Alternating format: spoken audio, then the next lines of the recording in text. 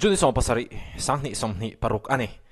Heta kan huang hianin US President Donald Trump le India Prime Minister Narendra Modi te chutiang hianin medium han chua Modi hianin Trump hi thila shil cheu mayani poimo khawp mai Strait of Hormuz chungchang le thilnang kai hnoi tam takania Trump hianin Modi chungchanga comment pokani hengte hi he video hianin kanron ri kanga kanron soizawanga chumi ma chon he kan in holokong KCTVS te chuan pathian le mipui mindu saktu te azara Mizoram sundon na huang kan zauwe zela Kongkona showroom le servicing center changchu tak kan nei mai baka mipui te ta na olsam zok nan model veng lama po branch thar showroom le servicing center changchu tak kan nei boka district dang lunglei siaha champai kolasi serchi longtlai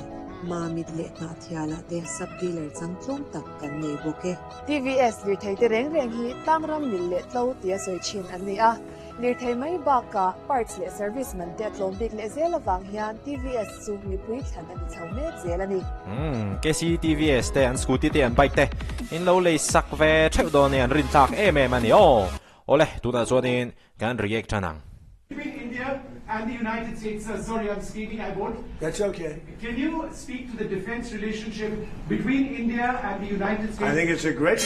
India le United States te hi nge defense chungchang a hianin in leiti na an nei tin press zinga mi pakhat khianin aron zo ta Trump a hian a chang nga la ni relationship. I can tell you this. kan relationship a thakop mai defense chungchang a hian hi ka sil thei chewani Without having a contract, we don't have a contract. You have to write contract. But if they were attacked, tu hianin contract kan nei mi alo India te nen hian pumodi ne po hianin contract kan nei mi alo we would be there to help them. amaro chu ramdangin India hi beise India than pui turin kan ron kalang tin Trump a hian hetiang hianin G7 summit France an nei hianin soyani How is that? Is that a good statement? Okay, come here, man. If anybody good statement and attacks that man, we're going to be there. Now, if there's a new leader, I'm pumodi a shim hi minan be chuan kan ron tel veng ha lon ani tin Trump a hian a soyani heti hei chu Modi tante Modi a polte le India mi puite tan khovel mua United States le na India relationship tha an nei ani ti shim te po kha a tha shim ani not sure about that. If there's a new leader, I don't know about that. But if they're attacked and he's the leader, we're going to be there to help. Soi tu thar ani zo ka soi thei lawa amaro chu pumodi hi soi tu ani chung chu soi tu ani laya min an ron pe ni chani kan ron pe don kan ron chan pui don India kan ron chan pui don ti Trump hian in soi ani amaro chu soi tu thar anam chon khai ro chu soi thei lo ti vele that mai ni thakop mai live in the moment in the present angkha future chu soilu tuk du lo amaro chu tu na ri chuan Trump hian tiang hian in chiang dewin Modi chungchang hi soi ani je chu an relationship a thale ani ti chuanin ngatinge ta hian in Mizo zom hai tianga an thut kan ti chuan tun hai khan Iran le US te anin dolai khan United States lampangin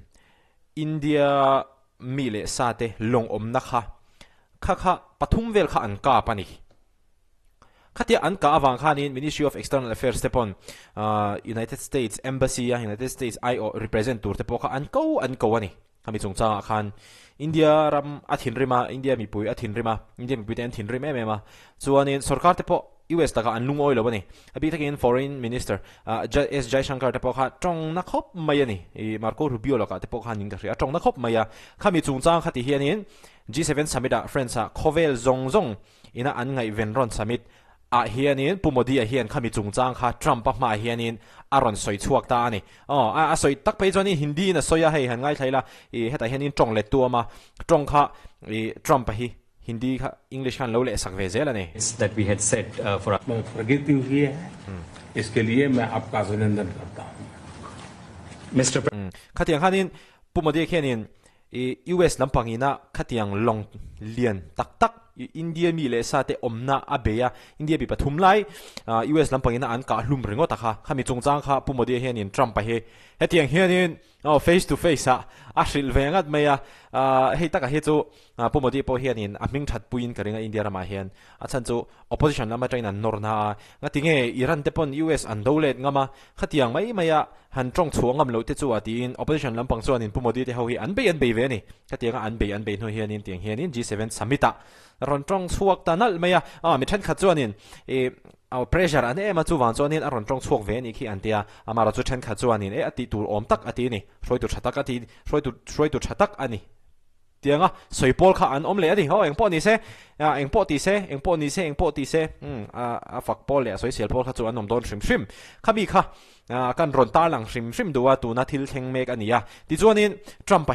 อังฮัลอังแรงครับไม่เองที่ถูกครับไม่เฮ้ยอันข้าทับไม่เหลือเอ็นเราเดี๋ยวเราลุ้นอ่ะ Hello, President. แต่เห็นรำช่างสวยตัวแต่ขันนี่ข้าทับไม่ทรัมป์ไปเที่ยนักการเพียส่วนอันเล็ดเลยอังไงด้านนี้ฟักลงไงริ้วรวยไงโอ้พวกเสลาแต่เห็นไหนทิ้งแต่เห็นไหนทิ้ง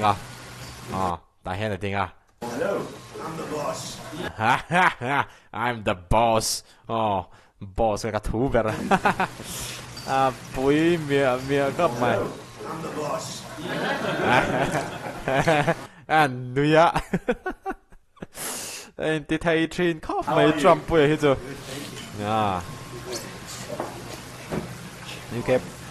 UK Prime Minister สวัสดี France President Okay. ข้ามีแต่ฮักการันมูจากชิมเจ้าว่าเอาไว้แล้วนี่ตัวนักการเอ็นเตะข้ามอ I'm the boss ที่หัวอันรอนคิดให้เลยเวล่ะค่ะข้ามีข้ามูจากบอกเจ้าวันนี้ข้าตุนจุ่มวิดีโอตานักการหันตาลันเจ้าเทจูนี่ตัวสีกิมสีอย่างคันกันรถตาลันตุ่มเบรจูทรัมป์เล่โมดีเตะอันนี้ก็มาปุ่มโมดีเฮียนินUS ลำพังนี้นะครับที่อินเดียมีอันทัดเรื่องก็ตะค่ะอันลุงออยล์ทูเต้ก็ที่seafarers กันที่จีโม่ก็ที่ซงจีเตหัวค่ะอินเดียมีเลสันนี่ส่วนอินเดียเห็นป่วยมาอันนู้นนั่นอันรู้นี่ที่ปุ่มเดียเห็นทรัมป์ไปสิลนนนะมีค่ะ statement เสียงเวริมค่ะอัชาก็ที่ส่วนทรัมป์ไปเห็นโมดีเตอินเดียเนี่ย US และอินเดีย relationship อัชาปุ่มเดียบีคีอินเดียรามาอัลทุ่งจูมินอันรอนเบนี่ส่วนUS กันรอนซวงลุดเวงหลังที่เตปอคานินทรัมป์เตปอคานินอากอเมนะข้างเต็งเตปอคาโคเวลเชียตาทรัมป์สวยอันนี้ปอยโมอันนี้ถ้ามีกันรอนแชร์เวชิมเจ้าวันนี้วิดีโออะไรกันอินหัวเล่เท่าตอนนี้